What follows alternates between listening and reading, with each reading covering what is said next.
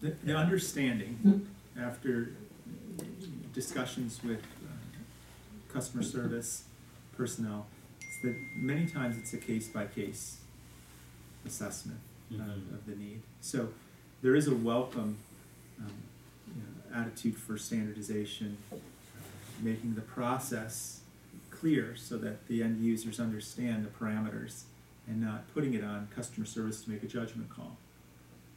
That may be one way for situation with a unique property layout to another. Just that consistency is important. Are you guys making any recommendation on the cost? Why is it $50?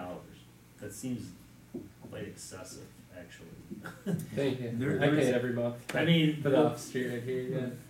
Was there any? I mean, So the market will bear it. Well, and actually, actually 2 days ago too, my tailgate got stolen off of the truck too. It's parked right next to the library here, so it is kind of a safety thing too, or like a theft issue. Where I think if your vehicle was closer to your home, sometimes you'd have a better bearing of what's going on with it versus parking 2 blocks away every night, and then people case in the neighborhood and coming by and stealing your tailgate. So I per scrap metal must have been. I'm just kind of curious Yeah, why probably was. $50 was chosen. Is it that's the amount that it costs to administer a program? That was just a market rate that someone picked. I mean, I don't know. I'm just curious. Is there any history behind that? I think I paid $30 way back in the 80s. Per month. It was a lot Yeah. back then. Honestly, it was probably to disincentivize parking. I was gonna say probably discouraged. And I lived in an apartment Yeah. at the time. Yeah. The amount was It's actually $55 a year, or $20 for a 4-month period. So Right. here's actually cheaper. Yeah, I mean, I don't believe it was done based on a cost recovery model, if that's what you're asking, because they would have to know Yeah. how many units sold at $50 Right. would be required to, Right. that formula, there are some variables that you would need to do a cost recovery. And so I don't believe that was the methodology. I think there's some encourage people to get off-site, Yeah. to It's go more- to the lots or to find some parking Correct. in somebody's It's more garage. behavioral economic. Try to driven. drive, because I know it's the off-street is hot, all lower than the on-street, to encourage people. Mhm. It's cheaper to go off-street. Well, and and get when we off. talk about pricing too, we want to make sure that on-street, it's a more valuable resource. It's a premium product. It's priced higher than the off-street. We want to encourage long-term storage of vehicles in safe off-street locations. Now, they may not be in the most convenient location, but it's an option. The challenge right now is there's limited supply within those. People are using the lots, and that's a good thing. I can't imagine the lots are gonna go unused, even if we allow this. We have so few, Mhm. other than the Metro Market lot Yeah, structure. yeah. If you keep it, cheap enough to incentivize, you would think people would continue to use it, even though it's an option. Well, this gets back to my point earlier about if everyone is of the opinion that on-street parking is bad for some reason, that's one thing. I am not of that opinion, but, if we're trying to make things, if we're trying to make Shorewood affordable, charging $50 a month for parking on a street doesn't meet that definition in my mind. I agree with you 100%. So, I mean, that's part of this committee's job is to look at this sort of stuff. And we try to this put was some kind of one these- of my issues from the very beginning of being on this committee. I've always thought it was dumb that we didn't allow parking on the street and that we charged too much. Now, other people may disagree with me, but, I agree 100% with you, especially the cost, it's very high. But we got a ton of pushback this morning and throughout this process on just some of these slight permit rate changes. So I think it'd be from the tough staff, from staff, yeah. why? There's been a lot of questions Wasn't there for about that. Oh, a lot of questions about the budget and citations are going to go down. Yes. So So if we create a system, if we liberate the That's the system, question. okay, and there are more participants in the system, and the compliance increases, citation More positions. revenue, I know that's a hard citation revenue, No. that you shouldn't budget I mean, from. this is all reality, Yeah, but but that's, citation- I would like to understand that. Citation revenue could theoretically decrease with greater compliance. And in some communities, that's a performance measurement that's celebrated. they say, look at compliance. This is a great thing. That means the design system is functioning.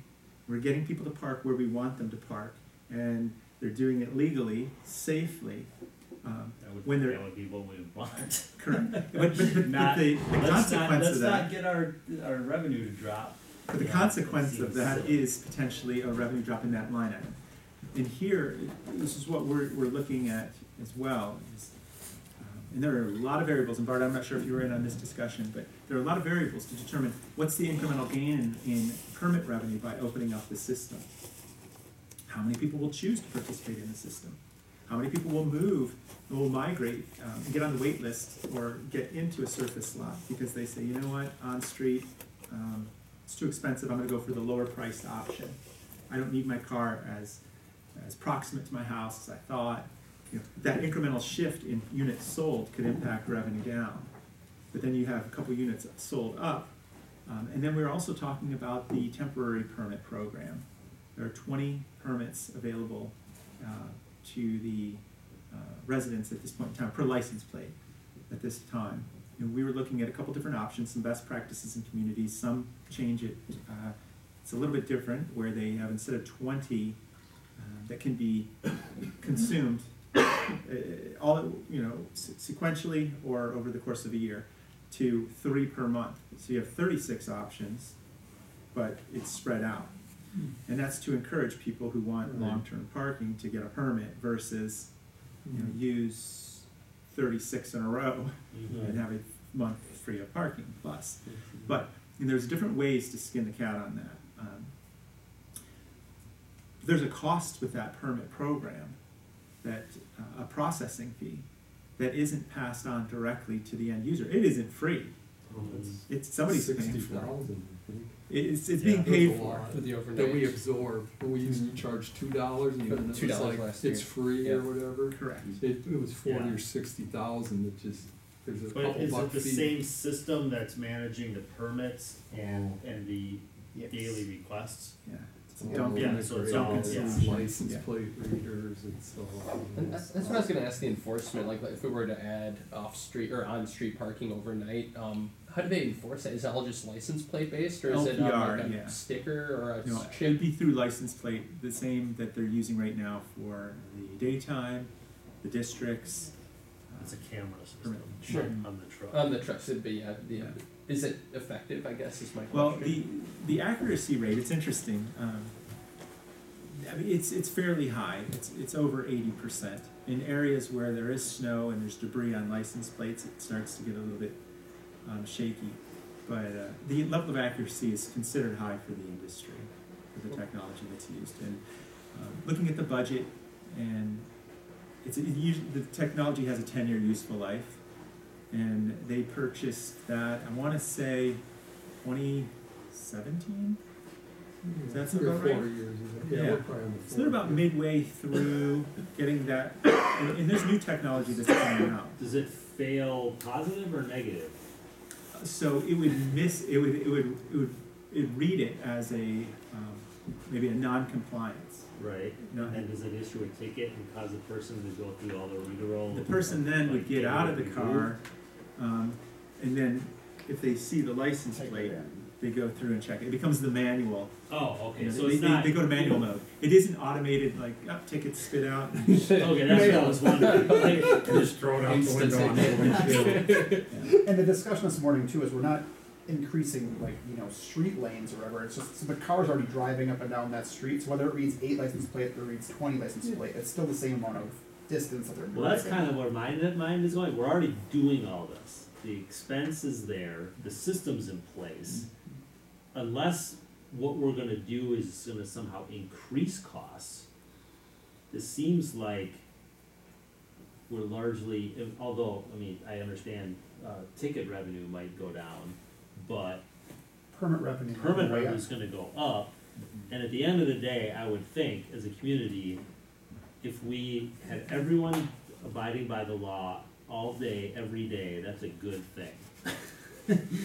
Yeah, it was just the That conversation should of, be the goal, I the think. conversation of narrowing that those numbers down to give that assurance to people. Yeah, you would need to. Some people use voodoo math, you know, someone said like, you're never gonna be able to project exactly what that is, you just need to do it and figure out as we go. Other people want the answer, at least a projection, so the numbers really did come up as a question this morning. I think it's a valid point to know what the numbers are. I mean, that's certainly, again, Yeah. like the knowing what could potentially be on the street in certain zones, that's important. Knowing what our overnight parking ticket revenue is, that's important to know. Cause if it did all of a sudden all disappear, yeah, we have to have a plan for that. But I don't know that that's a reason not to do something. Right, and we could also get more revenue by stopping speeders and rolling stops. I mean, if we're concerned about revenue, maybe that There you could go. take care of things where it really needs to be. There are some communities that can't do it here, but the photo ticketing is, received pictures of me with my family driving through Washington DC. Uh-oh. There you I'm like, are. we did it in the mail, and I didn't know I was going down K Street with 20 over. So it does, yeah, some communities are more, what the term some would use is predatory with that. Oh, yeah, it could be abused. But I think Steve will talk about, encouraging compliance. And we want to do that. And I just wanna ask very quickly, cause I kept hearing this brought up about more crime with the cars parked on the street. Yeah. However, we park on the street every Friday, Saturday night. Yes. Is there any evidence at all that the crime went up on these cars on Friday and Saturday nights? Or anything in that ballpark? You know, statistically, it's been told to us by a resident that there are reports out there that specifically point to that. We have 350 people in our firm that specialize in doing this kind of work, and there are other issues that cause crime. So being able to attribute it to Right. parking, coming into the system before and after, and that causes an elevation in incidents. There isn't anything that's very conclusive. There are so many other factors. Anecdotally, an officer shared with us that it just doesn't happen. Interestingly, the chief didn't comment on this morning, which I thought was kind of Yeah, interesting. that's He didn't have a opinion either way, but one of his colleagues did mention earlier that he didn't seem to think it went up. And I've never heard anything per se. And But typically where you get incidents reported are roads that are too narrow and you get a rear view mirror knocked off, or somebody damages your car. Those are the type of challenges with on-street that an owner of a vehicle may choose not to park on street because they don't want their car to be at increased risk of I being. do that think, happens anywhere. yeah, and I do think there are, and you're, I'm sure, addressing this in certain areas, but there are certainly streets here where I think we shouldn't allow like You don't want it Kensington. tight. Kensington is one where, I mean, I drive it 20 times a day, and every time I drive, I'm like, we should just have parking on one side of the street. There's not enough cars that you can't do that, and there's always people waiting, not even in the summertime, even when people are parked within 3 inches of the curb, you can't get 2 SUVs. Well, you can, but the perception by Bring people those is that I mirrors in. can't fit, Yeah. and there's always someone waiting and doing that. Yeah, it was- So, I think you're probably gonna get to that later, but One of the items that we were talking about is putting in the report, the optimal width for parking on two sides. And then if it's less than that, just to give a policy, a procedure, something to point to. Yes. That people will know. Because the streets they weren't designed for the size of the vehicles that we have. There's different policies that apply now. So in older communities that have this type of grid system, you're not gonna have uniform streets all the time. And remind how close to park to driveways. 'Cause, Correct. people park it. Now in Wauwatosa, that was a big issue. People were parking too close to the ends of driveways. Can't get out. And so they have a program now where you can request that your driveway be painted on both sides. They didn't go out and do every single driveway, but it's a case by case, because some people it isn't an issue, but close to their main thoroughfare, so their Oakland Avenue, their Capitol Avenue, they do have Taco Tuesdays. They have times of the week when it's busier, and what they find are people parking and blocking in residents.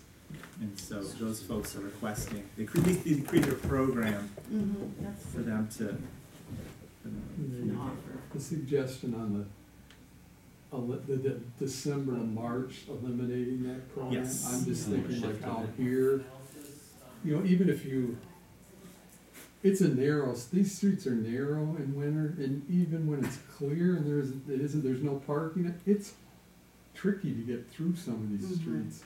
In this winter, even when it's outside the snow, the actual day the snow is there, because we're clearing the streets now. yeah. I'm thinking Well, if at you least don't, one side we're clear. yeah, well, if you don't clear both, you allow parking, you're gonna have one-lane streets a lot of spots, Can we talk about the alternate? We don't want it to be like the Lower East Side. that's the thing I Good don't, transition. you can hardly get down You Prospect can't. at Farlow No, we this don't want winter. that. I mean, we gotta get to the curbs and clear these streets, or people are gonna be up in arms, I don't. Yeah, I- not both sides. So I don't, that was one thing is, I know we had the daytime permits.